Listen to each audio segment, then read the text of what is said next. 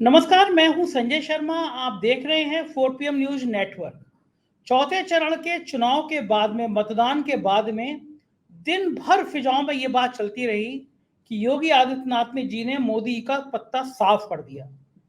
उत्तर प्रदेश से सीटें इतनी कम कर दी कि ना होगा आंगन ना नाचेगी राधिका। तो ये सीन गड़बड़ कर दिया, साफ कर दिया। मैं ऐसा क्यों कह रहा हूं, इसके लिए पीछे तर्क बताता हूं। भारतीय जनता पार्टी के ऑफिशियल ट्विटर हैंडल से ट्वीट किया गया कि सब समाजवादी पार्टी के गुंडों ने कन्नौज में कब्जा कर लिया, बूथ कैप्चर कर लिया। अब बताइए साहब, सरकार किसकी? योगी आदित्यनाथ की। टांग पे गोली गोली कौन मारता है? योगी आदित्यनाथ की पुलिस। बुलडोजर कौन चलाता है? योगी आदित्यनाथ की पुलिस। फिर ऐसे में ये कैसे संभव हो गया कि उनके रहते, उनकी पुलिस के रहते समाजवादी पार्टी के गुंडों ने कन्नौज पे कब्जा कर लिया? चौथे चरण के मतदान के बाद साफ हो रहा है कि उत्तर प्रदेश में भारतीय जनता पार्टी की सीटें कम हो रही हैं। योगेंद्र यादव जी के इंटरव्यू में उन्होंने कहा कि 230 से ज्यादा, 233 से ज्यादा ऊपर बीजेपी जाती हुई दिखाई नहीं दे रही। तो सीन क्या है? क्या केजरीवाल ने जो कहा कि मोदी जी अगर बनते हैं तो योगी आदित्यनाथ को हटा दिया जाएगा, क्या ये राजनीति है? क्या ये रणनीति है? इन तमाम मुद्दों पर बातचीत करिए। हमने आज अभय द्विवेदी जी को आमंत्रित किया, उनसे बातचीत की। आप जानते हैं देश के जाने माने पत्रकार हैं, तमाम बड़े टीवी चैनलों में आते रहते हैं। चलते हैं अभय द्विवेदी जी के पास। उससे पहले आपसे रिक्वेस्ट, चैनल को ज्वाइन कीजिएगा, सब्सक्राइब करिएगा। चलते हैं अभय द्विवेदी जी के पास। 4 PM न्यूज नेटवर्क में स्वागत है अभय जी आपका। कमाल हो गया, भारतीय जनता पार्टी के ट्विटर हैंडल से कल जो पोलिंग हुआ, उस पोलिंग के लिए बीजेपी के ऑफिशियल ट्विटर हैंडल से पोस्ट किया गया कि कन्नौज में समाजवादी पार्टी के गुंडों ने बूथ कैप्चर कर ली, बूथ कब्जे आ लिए। भारतीय जनता पार्टी का ट्विटर हैंडल, वो कह रहा है कि समाजवादी पार्टी के लोगों ने कन्नौज में बूथ कब्जे आ लिए। क्या ये योगी आदित्यनाथ की कार्य क्षमता पर सवाल है, भारतीय जनता पार्टी की गुटबंदी पर सवाल है, या फिर कन्नौज में हार रहे हैं तो फेस सेविंग है? लेकिन फेस सेविंग ऐसी कि योगी आदित्यनाथ की तो छीछा लेकर हो जाए। अगर योगी सरकार में जो टांग पे गोली मारती है पुलिस, जो एनकाउंटर करती है पुलिस, अगर उस दौर में ये बात बीजेपी कहे कि साहब बूथ कब्जे लिए गए, तो ये तो वही जबरा मारे रोने ना दे, कुछ कुछ इसी तरह के भाव है। क्या लगता है आपको, क्यों किया गया होगा ये? उत्तर प्रदेश में सरकार किसकी है? भारतीय जनता पार्टी की। पुलिस किसकी है? वो चुनाव आयोग और भारतीय जनता पार्टी की उत्तर प्रदेश सरकार के कंट्रोल में है। यानी उसके दो दो कंट्रोलर हैं, लेकिन दोनों ही भारतीय जनता पार्टी के। केंद्र में सरकार किसकी है? भारतीय जनता पार्टी की। फिर समाजवादी पार्टी के लोग कोई बूथ कैसे कैप्चर कर सकते हैं? दूसरी बात, मैं ये जानना चाहता हूं कि ऐसा क्यों होता है। आज मैंने एक वीडियो देखा है, मैं आपके साथ शेयर करना चाहता हूं अपना एनालिसिस और अपनी भावनाएं। उसमें एक व्यक्ति खड़े होकर, मैं भूल गया किस निर्वाचन क्षेत्र का था, वो कह रहा है कि जब भी मैं बटन दबाता हूं, आज का ही वीडियो है, जब भी मैं बटन दबाता हूं बीजेपी पे वोट जाता है। ऐसा क्यों है? अच्छा, तो अब सवाल ये है कि ये ऐसी घटनाएं बहुत सी हो चुकी हैं। मैं नहीं मानता हूं कि ईवीएम, आप जानते हैं मेरा स्टैंड, मैं ईवीएम थ्योरी को नहीं मानता हूं। मैं नहीं मानता हूं कि ईवीएम की वजह से चुनाव भारत में जीते और हारे जाते हैं। लेकिन ये मेरे दिमाग में भी, मेरे ऐसे आदमी के दिमाग में भी ये सवाल उठा कि ऐसा क्यों है, अगर ईवीएम खराब होती है तो बटन दबाने पे वोट बीजेपी को ही जाता है। ऐसा कभी सुनने में नहीं आया कि बटन दबाने पे वोट साइकिल को गया, बटन दबाने पे वोट हाथ को गया, बटन दबाने पे वोट जो है वो घास के तिनके को गया, तृणमूल कांग्रेस के निशान पे गया। ऐसा कभी नहीं होता है।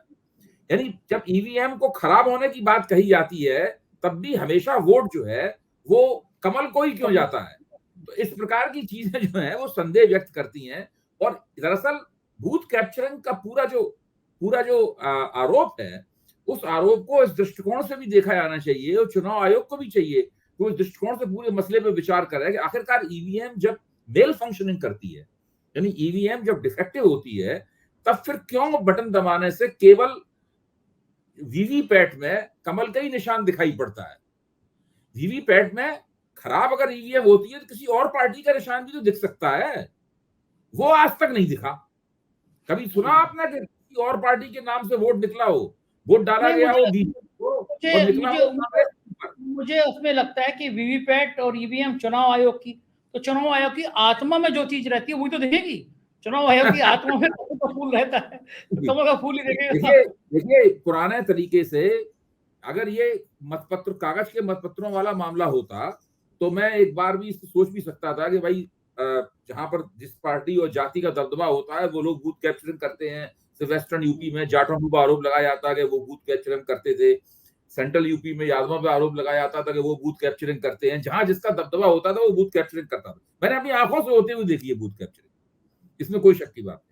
लेकिन अब वो जमाना चला गया है। अब इस तरह का आरोप केवल एक शरारतपूर्ण तरीके से ही लगाया जा सकता है, इसके अलावा इस आरोप में कोई दम नहीं है। और दूसरे, अगर वहां विपक्ष की सरकार होती तब भी एक बार इस पर गौर किया जा सकता था। बुलडोजर गवर्नमेंट है, गवर्नमेंट कौन सी है? बुलडोजर गवर्नमेंट है, डबल इंजन की सरकार है, तब ये हो रहा है। ये बिल्कुल बेकार की बात है। ये वही है जो आप कह रहे हैं, खिसियानी बिल्ली खंबा नोचे। और जिस तरीके से कन्नौज में अखिलेश यादव लगातार जीत की तरफ बढ़ रहे हैं, उसी की वजह से ये सब हो रहा है। अबे जी, आज मुझे कोई बता रहा था कि सुब्रत पाठक जो भारतीय जनता पार्टी के कन्नौज के मेंबर ऑफ पार्लियामेंट हैं, उन्होंने 40 चिट्ठियां लिखी है बैठ के चुनाव आयोग को। आज बता रहा था कोई, यानी दिन भर वो चिट्ठियां लिखते रहे कि यहाँ धांधली, यहाँ धांधली। ये तो पूरी पूरी योगी सरकार की साख पर सवाल खड़ा करना नहीं है। नहीं, ये देखिए, ये तो पूरा मामला है कन्नौज। अगर आप कन्नौज निर्वाचन क्षेत्र का, वैसे तो उत्तर प्रदेश में ऐसे बहुत से निर्वाचन क्षेत्र हैं कन्नौज जैसे, आप उत्तर प्रदेश की स्थिति बदल चुकी है। मैं आज जब एबीपी चैनल पे बहस में भाग ले रहा था, तो वहां पे कई तो बिल्कुल भारतीय जनता पार्टी के लोग थे, वो कह रहे थे कि एक तरफा चल रहा है भारतीय जनता पार्टी के पक्ष में। और वो कह रहे हैं कि सारे देश में साइलेंट वेव है, भारतीय उत्तर प्रदेश में साइलेंट नहीं बल्कि बोलती हुई लहर चल रही है मोदी और भारतीय जनता पार्टी के पक्ष में। तो उनको तो छोड़ दीजिए, उनका तो जो भी जवाब होगा वो 4 तारीख को सामने आएगा। लेकिन बाकी सब जो विश्लेषक थे उनका मानना ये था कि उत्तर प्रदेश में भाजपा और इंडिया गठबंधन के बीच में एक जबरदस्त टक्कर चल रही है। और उस टक्कर में ऐसी बहुत सी सीटें हैं जहां पर चुनाव बुरी तरीके से फंसा हुआ है। मुझे तो काफी लोगों ने जो निजी बातचीत उन उन उन उन उन निर्वाचन क्षेत्रों के नाम भी बताए। अगर आगे कभी हम लोग चर्चा करेंगे विस्तार से, निर्वाचन क्षेत्रों को लेकर बैठा जाए और सीट दर सीट विश्लेषण किया जाए कि उत्तर प्रदेश में दरअसल हो क्या रहा है, तब बिल्कुल समझ में आ जाएगा कि उत्तर प्रदेश में किस तरीके से भारतीय जनता पार्टी उस जमाने में पहुंचती जा रही है जो कल्याण सिंह का जमाना था। वो जमाना नहीं जब कल्याण सिंह 50-55 सीट जीतते थे, वो जमाना जब भारतीय जनता पार्टी के वोट उत्तर प्रदेश में तेजी से गिर रहे थे। उस जमाने में भारतीय जनता पार्टी पहुंच सकती है उत्तर प्रदेश में, अगर उन्होंने अपनी बहुत सी, जिस तरह उन्होंने उसका कृपाशंकर सिंह की सीट का प्रबंधन, जौनपुर का प्रबंधन किया है, उस तरह से उन्होंने अन्य सीटों का कुछ प्रबंधन नहीं किया तो वहां भी पहुंच सकती है। जौनपुर में तो गजब प्रबंधन किया। कल प्रधानमंत्री ने पटना में रोड शो किया था, सारे चैनलों ने कारपेट बॉम्बिंग की और 2-2 घंटे, 2.5 घंटे तक पटना का रोड शो दिखाया गया, आपने देखा होगा। आज बनारस में रोड शो किया, 2 से 2.5 घंटे तक बनारस में रोड शो दिखाया गया पूरा प्रधानमंत्री। जबकि चुनाव आयोग के लिहाज से और किसी भी पत्रकार के लिहाज से हकीकत क्या है, प्रधानमंत्री जब मॉडल कोड ऑफ कंडक्ट लगा होता है उस वक्त प्रधानमंत्री की हैसियत से चुनाव प्रचार नहीं करते। उस वक्त पे भारतीय जनता पार्टी के सर्वप्रमुख नेता के तौर पर चुनाव प्रचार करते हैं और बनारस में तो भाजपा के उम्मीदवार के तौर पर चुनाव प्रचार कर रहे हैं। इसके अलावा उनकी और कोई हैसियत नहीं है। उनको केवल एक ही प्रिविलेज, एक ही विशेष सुविधा हासिल है और वो विशेष सुविधा है सुरक्षा की। इसके अलावा कोई विशेष सुविधा उन्हें हासिल नहीं। आपने प्रधानमंत्री जी का केवल प्रधानमंत्री है जैसे कि वो चुनाव प्रचार ना कर रहे हो बल्कि वहां राष्ट्र के नाम संदेश कि सरकारी कोई कार्यक्रम हो, इस तरह से हैसियत दी जाती है।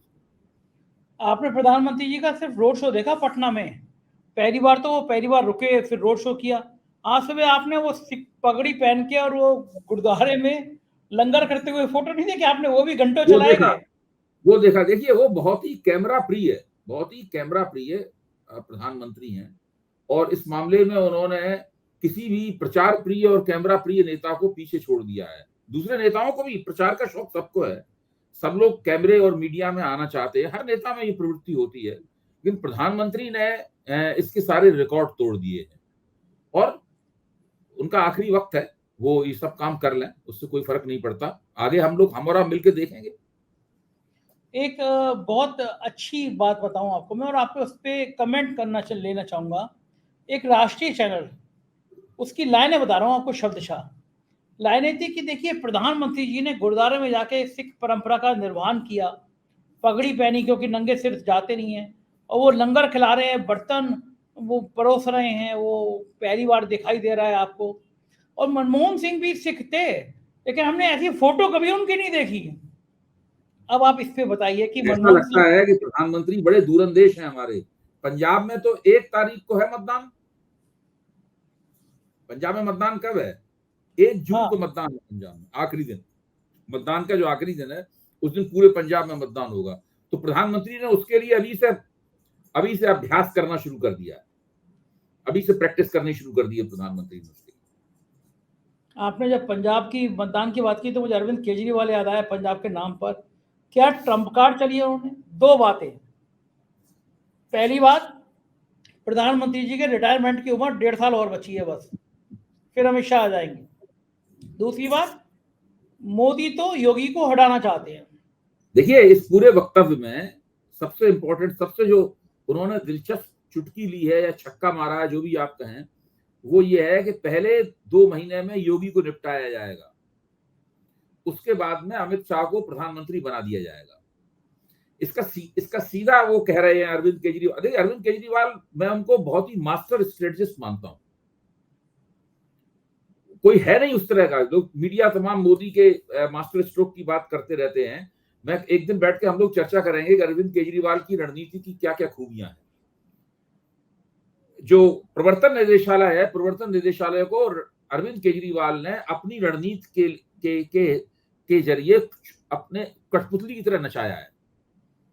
यानी जैसे वो चाहते थे उस तरीके से उन्होंने अपना प्रवर्तन निदेशालय को काम करना पड़ा है। यहां पर उन्होंने कहा है कि अमित शाह और योगी में भाजपा के अंदर एक प्रतिद्वंदता चल रही है, एक होड़ चल रही है उन दोनों के बीच, और वो है कौन बनेगा नरेंद्र मोदी का उत्तराधिकारी। मुझे तो लगता है कि टीवी चैनलों को, और 4 PM भी ये काम कर सकता है, कौन बनेगा नरेंद्र मोदी का उत्तराधिकारी, ये कार्यक्रम बनाइए आप। कौन बनेगा मोदी का उत्तराधिकारी, इसके ऊपर हम लोग चर्चा करेंगे कि राजनाथ सिंह जी मोदी के उत्तराधिकारी बनेंगे, गडकरी जी मोदी के उत्तराधिकारी बनेंगे, कि योगी जी मोदी के उत्तराधिकारी बनेंगे, या शाह साहब मोदी के उत्तराधिकारी बनेंगे। कम से कम 4 लोग तो हैं ही जो एक दूसरे से प्रतियोगिता कर सकते हैं। फिर हम लोग एक एक करके सबका तबसरा करेंगे कि भाई इनमें से कौन मोदी का उत्तराधिकारी बन सकता है। राष्ट्रीय स्वयंसेवक संघ किसको समर्थन करेगा। मार्गदर्शक मंडल बैठा हुआ है जो वहां पर, जिसमें अरुण शौरी हैं, जिसके अंदर यशवंत सिन्हा है, जिसके अंदर यशवंत सिन्हा तो पार्टी छोड़ गए, लेकिन मार्गदर्शक मंडल में वो थे। लाल कृष्ण आडवाणी हैं, मुरली मनोहर जोशी हैं। इस मार्गदर्शक मंडल की आज तक बैठक नहीं हुई है। वो किसका समर्थन करेंगे? जो स्टेट यूनिट्स हैं पार्टी की, वो किसका समर्थन करेंगी? तो ये एक बहुत ही दिलचस्प किस्म की एक कवायद होगी, एक एनालिसिस होगा जो हम लोग करेंगे। तो हमारे जो 4 PM के दर्शक हैं उनको भी काफी उनका ज्ञानवर्धन भी होगा और वो भी अपनी राय दे सकेंगे इसमें। अबे जी, योगेंद्र जी के संग मैं योगेंद्र यादव जी के संग इंटरव्यू कर रहा था मैं। योगेंद्र यादव जी ने दावा किया कि एनडीए की स्थिति नहीं होगी सरकार बनाने की 272 अंक पाने की। उनका मानना है कि बीजेपी 233, 230, 233 पे आके अटक जाएगी। आपको क्या लग रहा है इन हालातों में क्या क्या होगा? नहीं, मैं मोटे तौर पर योगेंद्र जी की बात से सहमत हूँ। देखिए, योगेंद्र जी का एक वीडियो मैंने आज भी देखा है। एक दिन फोन पर उनसे लंबी बातचीत की हुई थी। जो बिहार, महाराष्ट्र, इस बात को मैं शुरू से कहता रहा हूं, बिहार, महाराष्ट्र, कर्नाटक, पश्चिम बंगाल, बिहार, महाराष्ट्र, कर्नाटक, पश्चिम बंगाल, ये 4 प्रांत ऐसे हैं जहां पर एनडीए और भारतीय जनता पार्टी को बहुत बड़ा धक्का लगने वाला है।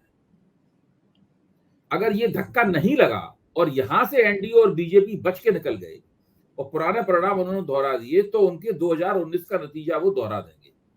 लेकिन ये 4 प्रांत भाजपा की 50 सीटें कम कर देंगे। 330 से 50 सीटें कम कर दें, यानी भाजपा यहां पर आके 250 पे आ जाएगी। इसके बाद उत्तर प्रदेश में उनकी जितनी सीटें कम होंगी, लद्दाख की सीट वो हारेंगे, पंजाब की दोनों सीटें हारने जा रही है। मैं गारंटी कर रहा हूं आपसे। पंजाब में बहुत विरोध है भाजपा का गाँव में, किसान आंदोलन के प्रभाव के कारण। पंजाब की दोनों सीटें हारने जा रहे हैं, लद्दाख की सीटें हारने जा रहे हैं। एक सीट वो जम्मू में हारे, वहां भी हारेंगे। जो 3 सीटें प्राप्त की थी ना वहां, एक लद्दाख की तो हार ही रहे हैं, एक सीट वहां भी हार सकते हैं। इसके बाद तेलंगाना में वो एक सीट हार सकते हैं। तो इस तरीके से जो वो सीटें हारेंगे उनके उसकी वजह से उनकी सीटें 250 से भी कम हो जाए 250 से भी कम हो जाएंगी। इसके बाद सवाल जितनी सीटें कम होती आएंगी उतना ही नरेंद्र मोदी के प्रधानमंत्री के ऊपर सवालिया निशान लगता जाएगा। उतनी ही क्षेत्रीय शक्तियां जिनसे नरेंद्र मोदी को अभी बहुत भरोसा है कि वो आके उनके साथ में खड़े होंगे अल्पमत की स्थिति में, उतनी ही क्षेत्रीय शक्तियां भी इस सवाल पर पुनर्विचार करना शुरू करेंगी कि वो एनडीए के साथ जाएं या इंडिया गठबंधन के साथ जाएं। बिल्कुल ठीक बात है, स्थिति आएगी। लेकिन अच्छा, मैं राज्यवार चर्चा करूं, मैं बड़ा कंफ्यूज हूं सबसे ज्यादा अभय जी, महाराष्ट्र को लेके। महाराष्ट्र इतना जलेबी की तरह घूम रहा है ना, कुछ समझ में नहीं आ रहा महाराष्ट्र की जगह। लेकिन घूम रहा था संजय जी, घूम रहा था, उसमें कंफ्यूजन की कोई वजह नहीं है। मैं आपसे कहूंगा आप उसका कंफ्यूजन, महाराष्ट्र जलेबी था लेकिन अब वो जलेबी नहीं रह गया, अब वो स्टेट लैंड हो गया, सीधी रेखा हो गया। महाराष्ट्र में बिल्कुल स्पष्ट रूप से सबसे ज्यादा अच्छा नतीजा उद्धव ठाकरे की शिवसेना का होगा, उसके उम्मीदवार जम के जीतेंगे। उसके बाद में कांग्रेस का नतीजा सबसे अच्छा होगा, उसके बाद में शरद पवार की शिवसेना का नतीजा अच्छा होगा। शरद पवार का जो टूटा हुआ गुट है अजित पवार, इसे चुनाव आयोग ने असली राष्ट्रवादी कांग्रेस करार दिया है। उसकी हालत यह है कि अजित पवार केवल बारामती में उलझ के रह गए। बारामती में उनकी पत्नी लड़ रही है, वहां सुप्रिया सुले उनको बुरी तरह से हराने वाली है। और इससे तय हो गया है कि दरअसल जो मराठा मतदाता की पहली प्राथमिकता एक ही व्यक्ति है, वो है 80 वर्षीय शरद पवार। वो लोग उनको समर्थन देने जा रहे हैं और सबसे शक्तिशाली नेता अगर इस वक्त महाराष्ट्र में कोई है तो वो है उद्धव ठाकरे और उनका संगठन। तो महाविकास अघाड़ी जो है, महायुति को महाराष्ट्र में ऐतिहासिक पटखनी देने वाला है। एनडीए को 15 से 20 सीटों का महाराष्ट्र में नुकसान होने वाला है। कोई वहां कंफ्यूजन है ही नहीं। सबसे ज्यादा कंफ्यूजन जहां स्पष्ट हुआ है वो महाराष्ट्र में ही स्पष्ट हुआ है। अच्छा, तो ये मुझे कि आप कह रहे हैं सबसे ताकतवर नेता, 83 साल के इस ताकतवर नेता को प्रधानमंत्री ने कहा भटकती हुई आत्मा, इसको कोई असर पड़ेगा? वहां पे सहानुभूति मिलेगी? उसका सबसे बड़ा असर ये होगा कि चुनाव के बाद में नरेंद्र मोदी को भटकती हुई आत्मा कहा जाएगा। क्यों कहा होगा प्रधानमंत्री ने ऐसा? देखिए, प्रधानमंत्री सबके बारे में ये कहते हैं।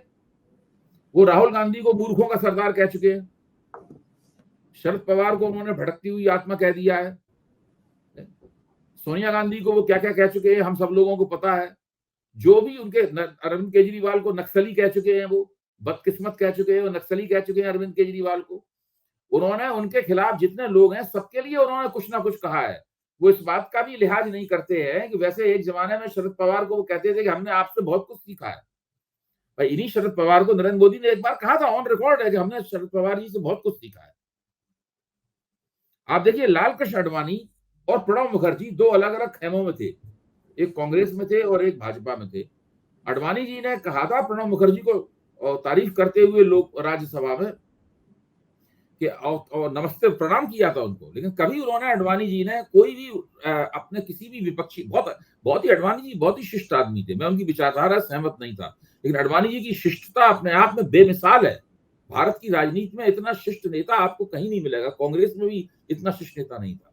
मैंने आडवाणी, जब मैं पत्रकार था और दिनमान के लिए लिखता था और जनसत्ता के लिए लिखता था, नवभारत टाइम्स के लिए लिखता था, उसमें मैंने आडवाणी जी के 2 इंटरव्यू किए थे। मैं पुरानी बात बता रहा हूँ, आडवाणी जी भाजपा के शीर्ष नेता थे और भाजपा में इतने प्रभावी थे कि जब वो फोन करते थे तो प्रमोद महाजन जैसे लोग खड़े होकर उनका फोन रिसीव करते थे अपनी जगह पे, मतलब फोन रिसीव करने में भी खड़े हो जाते थे। खुद प्रमोद महाजन ने कहा, आडवाणी जी का फोन आता है और अटल जी का फोन आता है तो हम लोग खड़े होकर रिसीव करते हैं, बैठ के फोन भी रिसीव नहीं करते। मतलब इन लोगों का भाजपा में इतना रुतबा था। वो लोग भी अपने रुतबे का फायदा उठा के किसी के खिलाफ एक भी अपशब्द नहीं बोले आज तक। और नरेंद्र मोदी का पूरा रिकॉर्ड ही ये है कि अपने विपक्षियों का मजाक उड़ाना, उनका उपहास करना, उनके लिए अपशब्द बोलना। तो आडवाणी जी ने, अटल जी ने मोदी जी को इतनी शिष्टता सिखाई क्यों नहीं कि भैया इज्जत से बात करना चाहिए? देखिए, जिस जमाने में मोदी जी थोड़े गुजरात के मुख्यमंत्री नए नए बने थे, उस वक्त उनको डांट डपट होती थी, अटल बिहारी जी की तरफ से डांट डपट होती थी, आडवाणी जी की तरफ से डांट डपट होती थी, तो चुपचाप सुनते रहते थे। और उसके वीडियो भी उपलब्ध है अभी तक। अटल जी कह रहे हैं कि ऐसा करना चाहिए, ऐसा करना चाहिए मुख्यमंत्री को, वहीं बैठे हुए नरेंद्र मोदी कह रहे हैं गुजरात के संदर्भ में, तो यही तो कर रहा हूं, यही तो कर रहा हूं, है। तो वो सब, ये सब तो हम लोगों ने खुद वीडियो देखे हैं। धर्म का पालन करना चाहिए। एक बार सत्ता का वो चढ़ जाता है कि भाई हम तो सत्ता में रहने के लिए ही पैदा हुए हैं। 12 साल तक गुजरात में सत्ता रहे, 10 साल अभी केंद्र में सत्ता, 22 साल हो गए इस आदमी को सत्ता में, 22 साल, 42 ईयर्स हो गए आदरणीय नरेंद्र मोदी को सत्ता में।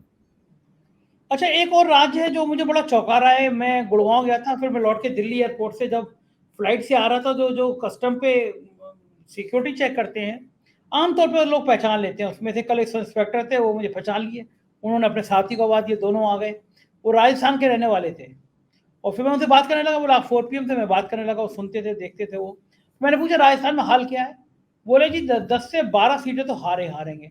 और फिर उन्होंने मुझसे कहा राजस्थान में हारेंगे तो सबसे बड़ा मुद्दा अग्निवीर का होगा। अग्निवीर राजस्थान में सबसे बड़ा मुद्दा है। मुझे लगता है राजस्थान का चुनाव अब से 2 महीने पहले कोई सोच नहीं सकता था कि बीजेपी एक भी सीट हारेगी, लेकिन आज की तारीख में 10-12 सीटें हारती हुई बात सब जने कहने लगे हैं। इतना चेंजेस राजस्थान में क्यों आ गया अभय जी? देखिए, ये राजस्थान का परिवर्तन दूसरे राज्यों में भी आप देख सकते हैं। राजस्थान में तो है ही परिवर्तन जो आप कह रहे हैं। वो परिवर्तन आपको आज से 1.5-2 महीने पहले कौन कहता था कि उत्तर प्रदेश में इनकी ये स्थिति होगी? कोई नहीं कहता था। 2 महीने पहले कोई कहता था कि हरियाणा में ये जिसमें पूरी की पूरी सीटें जीती थी, वहां हरियाणा में कम से कम 6 या 7 सीट हारने की स्थिति में ये पहुंच जाएंगे? कोई नहीं इस बात को कहता था। सब जगह छत्तीसगढ़ में भी इनकी सीटें कम हो रही हैं, इनकी सीटें यहाँ तक कि मध्य प्रदेश जैसे प्रांत में कम हो रही हैं, जहां उन्होंने अभी भी विधानसभा का चुनाव इतने शानदार बहुमत से जीता है। तो ये कुछ बदकिस्मती का भी दौर भी है भारतीय जनता पार्टी का। लेकिन अगर ये बदकिस्मती का दौर है तो नरेंद्र मोदी और भारतीय जनता पार्टी दोनों खुद इसके जिम्मेदार हैं। चौथे चरण का मतदान खत्म हुआ, परसेंटेज कम रही। क्या लग रहे हैं आपको, चौथे चरण के मतदान के बाद लगभग देश का 2/3 चुनाव खत्म हो गया? आपको क्या संकेत? जो पहले दौर में टेम्पलेट सेट हुई थी, जो पहले मतदान के दौर में टेम्पलेट सेट हुई थी, वो टेम्पलेट अभी भी लगातार जारी।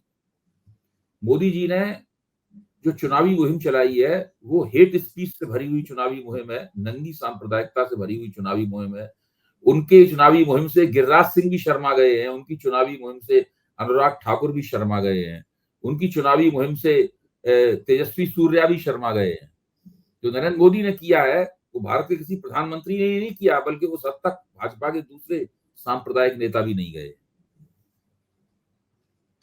क्या लग रहा है कि ये बौखलाहट जो है वो इसीलिए कि सत्ता हाथ से जा रही है? मुझे तो यही लगता है कि कहीं ना कहीं इन लोगों का आत्मविश्वास डगमगा गया है। देखिए, अगर आत्मविश्वास होता तो नरेंद्र मोदी अपनी सरकार की जो सकारात्मक उपलब्धियां हैं उनके ऊपर बात करते। अगर आत्मविश्वास होता तो वो मुसलमानों के खिलाफ बोलने की बजाय ये कहते कि भाई हम समान नागरिक संहिता बनाना चाहते हैं, ये कहते, जो उनके घोषणा पत्र में मौजूद है। अगर इनमें आत्मविश्वास होता तो कहते कि हमने 3 तलाक हटाया है, हमने मुसलमान महिलाओं का हित किया है। अगर वो ऐसा करते तो उनकी तारीफ ज्यादा होती।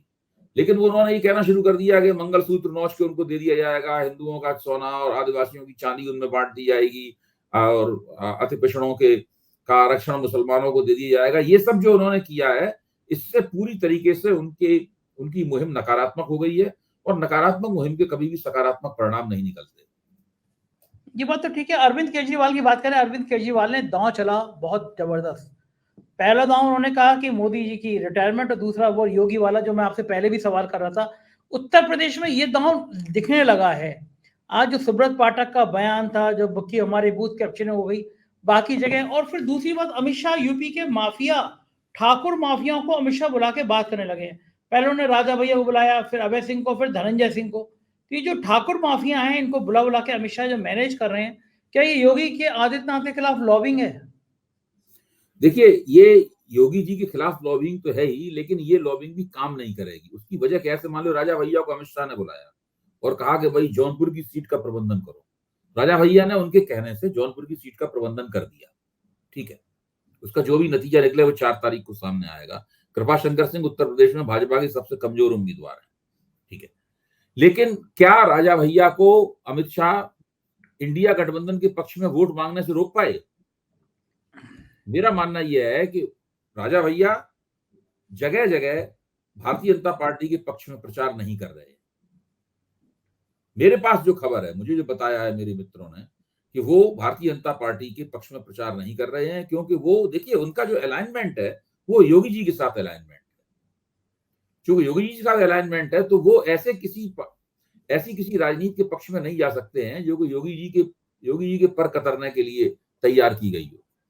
इस वक्त पूरी अमित शाह की जो राजनीति है उत्तर प्रदेश में, जो टिकट बांटने की राजनीति है, वो योगी जी के पर कतरने के लिए। इसलिए पूर्वी उत्तर प्रदेश में क्षत्रिय समाज इस वक्त भारतीय जनता पार्टी के अनुकूल मतदान नहीं कर रहा है और नहीं करेगा आने वाले चरणों में। अच्छा, क्या अमित शाह को इतनी क्या नाराजगी हो गई योगी आदित्यनाथ से कि पीछे पड़ गए हैं?